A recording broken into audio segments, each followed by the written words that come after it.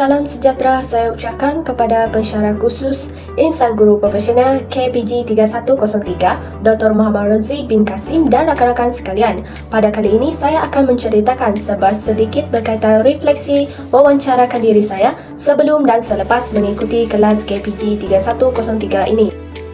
Pada bahagian 1, siapa saya sebagai insan, saya telah memilih sebatang pokok yang agak tua untuk menggambarkan diri saya. Boleh dikatakan, saya merupakan seseorang yang introvert. Dalam apa jua keadaan, saya lebih kepada melakukan pekerjaan sendirian tanpa menghiraukan orang di sekeliling. Selain itu, gambaran pokok yang kelihatan suram kesenduan juga memperlihatkan kepribadian saya yang bersikap kurang mesra dengan keadaan sekeliling. Hal ini telah menyebabkan saya tidak mempunyai ramai kawan selain rakan terdekat. Bahkan, saya susah untuk membiasakan diri dengan keadaan yang baru. Di samping itu, gambaran pokok yang berakar kuat tetapi tidak berbuah mendandakan saya seorang yang mempunyai sikap putus asa dalam melakukan tugas. Seringkali saya merasa ingin mengalah dan membiarkan kerja-kerja semakin bertangguh tanpa saya sedari telah membuang waktu yang banyak disebabkan sikap berputus asa yang ada. Jika diberi pilihan, saya ingin menjadi seperti Asma Haji Omar, iaitu tokoh yang terkenal dalam bidang perancangan bahasa. Mengapa saya ingin mencontohi beliau?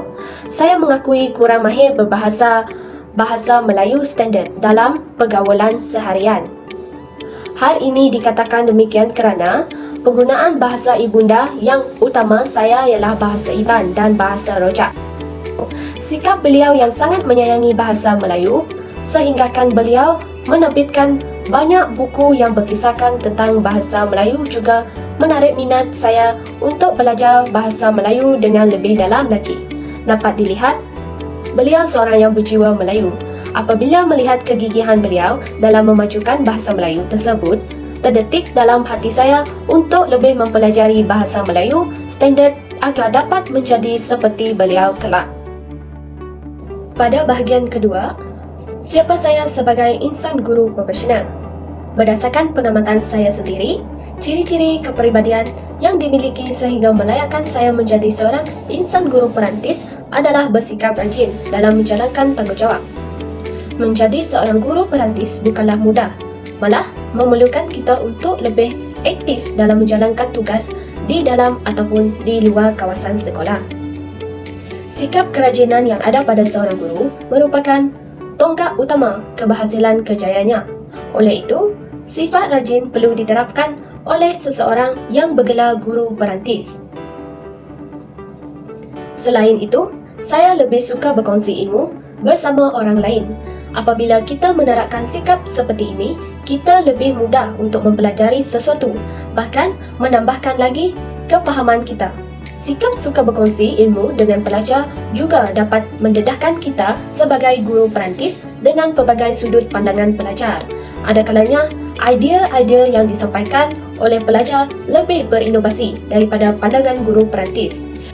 Akhir sekali, ciri-ciri kepribadian yang melayakkan saya menjadi guru perantis ialah sikap keterbukaan. Seorang guru perantis perlu bersikap terbuka dalam apa jua masalah yang melibatkan pelajar.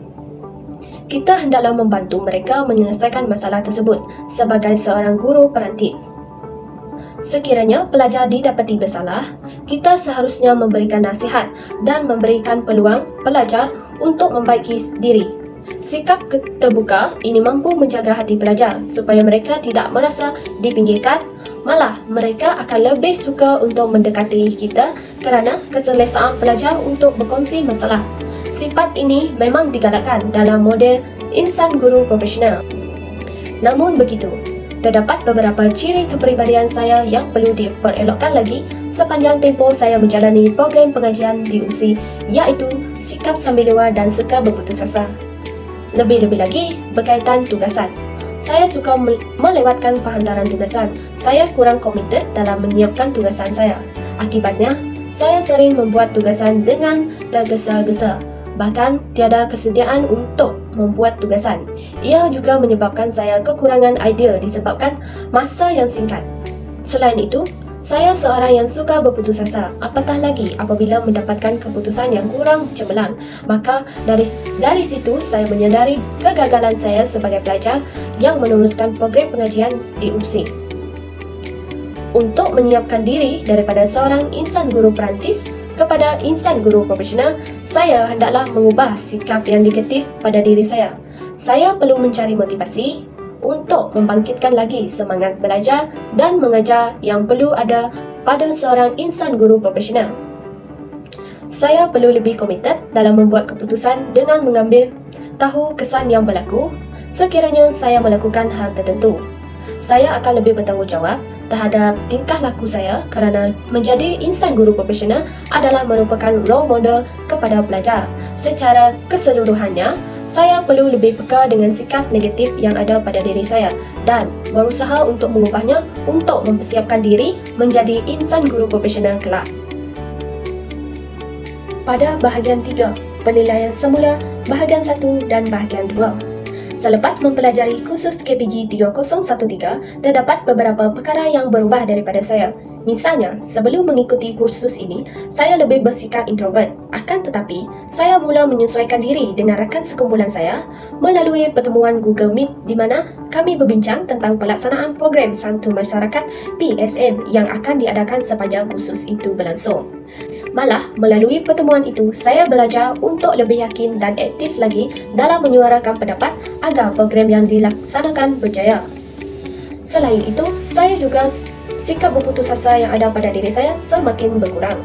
Perubahan berlaku ketika tajuk PSM kumpulan saya kurang menarik dan terpaksa ditukar kepada tajuk yang lain sekiranya analisis keperluan yang dilakukan oleh kumpulan kami tidak kukuh untuk menyokong pelaksanaan program tersebut.